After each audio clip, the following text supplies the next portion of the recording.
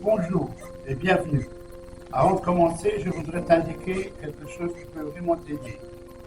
Tu peux télécharger gratuitement mon e-book intitulé Les premières étapes pour démarrer sans te perdre. 10 moyens simples pour les seniors de lancer leur activité sur le net. Le lien de téléchargement se trouve dans la description de la vidéo. Cet e-book a été pensé pour aider les personnes qui veulent avancer calmement, sans jargon et sans se disperser. Dans cette vidéo, nous allons voir ensemble quelles démarches il faut effectuer en Belgique et en France lorsqu'un senior proche de la retraite ou déjà pensionné souhaite commencer une activité complémentaire rémunérée en toute légalité. Le but est simple, t'aider à comprendre ce qu'il faut vérifier, qui il faut prévenir et dans quel ordre il faut faire les choses pour éviter les erreurs administratives les plus fréquentes. Pour éviter les confusions, je te propose une méthode très simple. Avant même de parler des formulaires ou de cotisations, il faut se poser 4 questions. La première question est dans quel pays je suis. Belgique et France ne suivent pas la même logique. La deuxième question à se poser est suis-je déjà pensionné ou pas encore.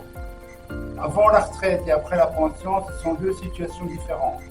La troisième question à se poser, c'est quel sera mon statut, salarié ou indépendant. Ce n'est pas la même chose. Et la quatrième question à se poser, qui dois-je prévenir? C'est souvent là que les erreurs commencent. Si tu gardes déjà ces 4 questions en tête, tu vas comprendre beaucoup plus facilement tout le reste. Commençons par la France, avec le cas du retraité déjà pensionné qui reprend un emploi salarié. Dans cette situation, on parle de cumul emploi-retraite.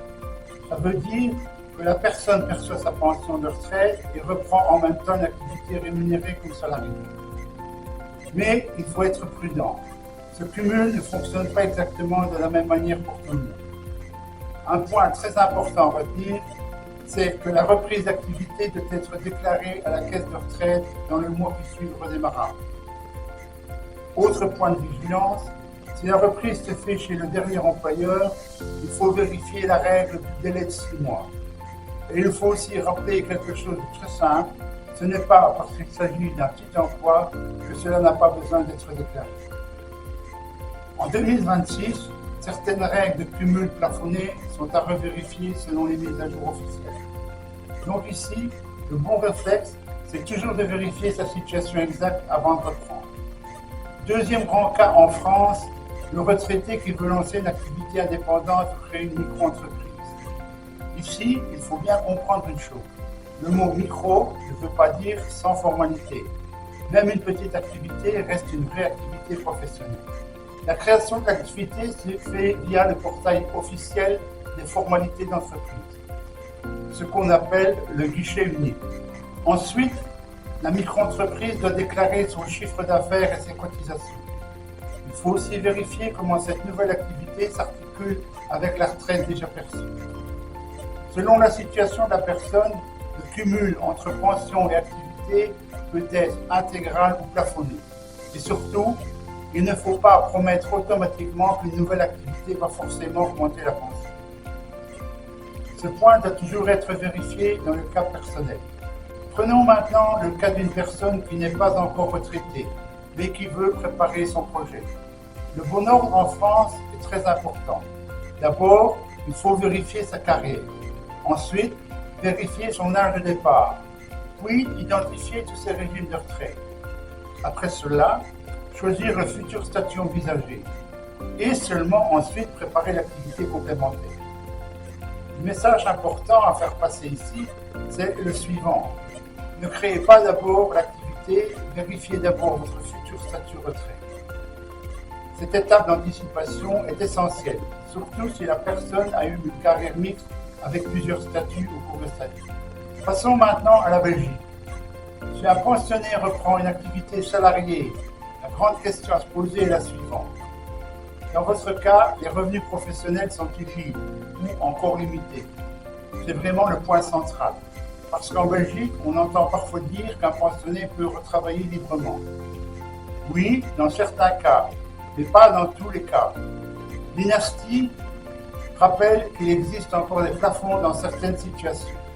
Maintenant, INASTI veut dire Institut national d'assurance sociale pour travailleurs indépendants.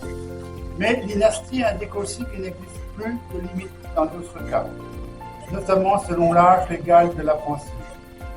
Autrement dit, il ne faut jamais généraliser. Dans tous les cas, l'activité du pensionné doit être déclarée à l'INASTI. On peut aussi citer le FlexiJob comme formule utile à connaître, mais sans le présenter. Comme une règle générale pour tout le monde. Autre cas important en Belgique, le pensionné qui veut lancer une activité indépendante. Ici, 3 mots doivent vraiment rester en tête. Guichet d'entreprise, caisse d'assurance sociale et cotisation sociale. Le guichet d'entreprise intervient pour les démarches d'installation ou les modifications de l'activité. La caisse d'assurance sociale intervient pour l'affiliation et le suivi du statut social. Et les cotisations sociales doivent être anticipées avant même le premier euro gagné. Il faut aussi rappeler quelque chose de très important. Le fait de cotiser ne signifie pas automatiquement que la pension augmentera comme on imagine. Là encore, il faut vérifier le cas personnel avec prudence. Donc, oui, le projet est possible, mais il doit être structuré correctement. Si la personne est proche de la retraite, mais pas encore pensionnée, de bons réflexes en Belgique est de préparer son projet suffisamment tôt. Il est utile de consulter sa situation sur mypension.be, de vérifier la date de pension visée, puis de décider si l'activité commencera avant ou après la pension. Ensuite, il faut choisir le futur statut, salarié, indépendant ou autre formule pertinente selon le projet. Et seulement après cela, préparer les démarches concrètes. Le message clé de cette partie est très simple. Plus on prépare tôt, moins on subit l'administratif. Et c'est particulièrement important pour les personnes qui veulent avancer de manière calme et sécurisée. À ce stade, faisons une pause visuelle pour comparer les deux pays de manière simple. En France, quand on parle d'activité après la retraite, on pense surtout au cumul emploi-retraite, à la caisse de retraite et aux formalités d'entreprise si la personne devient dépendante. En Belgique, on pense surtout à l'INASTI, aux revenus éventuellement limités ou non, et au guichet d'entreprise ou à la caisse sociale si la personne devient dépendante. Dans les deux pays, il faut retenir la même idée de fond. Une activité complémentaire reste une activité qui doit être encadrée correctement. Si cette vidéo t'aide à y voir plus clair, je te propose un petit geste très simple. Abonne-toi à la chaîne. Ton abonnement m'aide vraiment à développer la chaîne, à continuer à créer des vidéos utiles et à proposer des explications simples pour les seniors qui veulent avancer sur Internet sans se perdre. Merci beaucoup. Pour terminer, je te propose 2 checklists très simples. La première concerne les personnes déjà pensionnées. Dans ce cas, il faut vérifier le pays concerné, le type d'activité, l'organisme à prévenir, l'impact possible sur la pension et les conséquences sur les cotisations ou la fiscalité. Deuxième checklist concerne les personnes proches de la retraite. Dans ce cas, il faut d'abord vérifier la carrière, l'âge de départ, les différents régimes, puis le futur statut envisagé. Et une fois que tout cela est clair, on peut préparer le lancement de l'activité. Ces 2 checklists permettent vraiment d'avancer avec plus d'ordre et surtout avec moins d'inquiétude. Si je devais résumer toute cette vidéo en quelques phrases, je dirais ceci. Oui, une activité complémentaire est souvent possible en Belgique comme en France. Mais il faut séparer clairement 4 choses. Le pays, le moment du projet, le statut choisi et l'organisme à prévenir. Et surtout, retiens bien cette phrase. Ne commencez pas par l'activité, commencez par le cadre administratif. C'est cela qui permet d'avancer sereinement. Et avant de te quitter, j'ai une petite demande. Si tu apprécies ce type de contenu clair, pratique et pensé pour les seniors, pense à t'abonner à la chaîne. Ton abonnement m'aide réellement à faire grandir ce projet et à continuer à publier des vidéos utiles. Merci d'avoir regardé cette vidéo et n'oublie pas, tu peux aussi télécharger gratuitement mon e-book dans la description. Generate by AI.